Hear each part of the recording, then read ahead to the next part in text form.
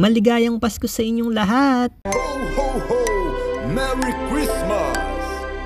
Masaya talaga ang Pasko, lalo na kapag sama-sama ang buong pamilya. Siyempre, hindi mawawala dyan ang mga regalo. Kaya kung nahihirapan ka, mag-isip kung ano ang magandang regalo, abay ayos yan. Dahil 10 gift ideas ang malalaman natin ngayon. Tara, simulan na natin sa number 1. Damit.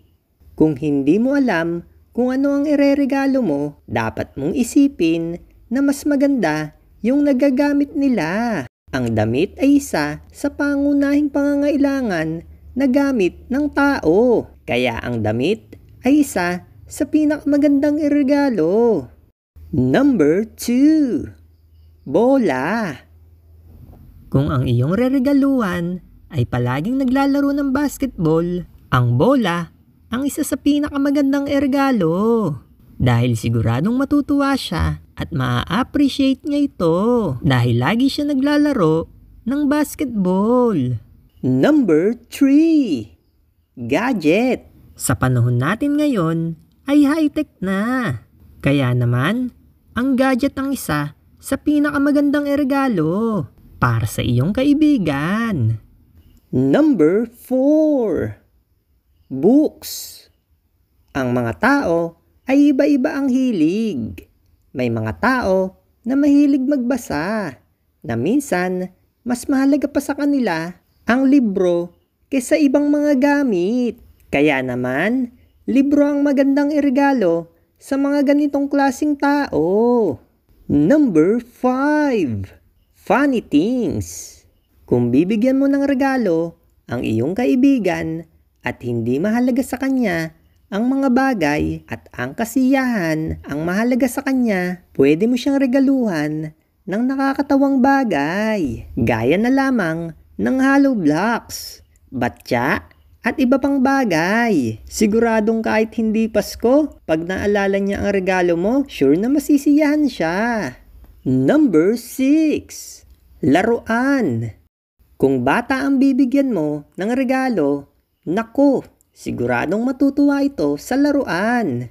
Minsan na din tayo naging bata, kaya alam natin dati pa na masaya tayo kapag meron tayong bagong laruan. Number 7.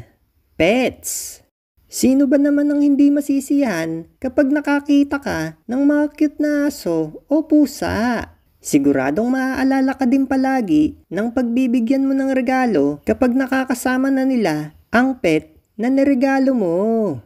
Number 8. Money.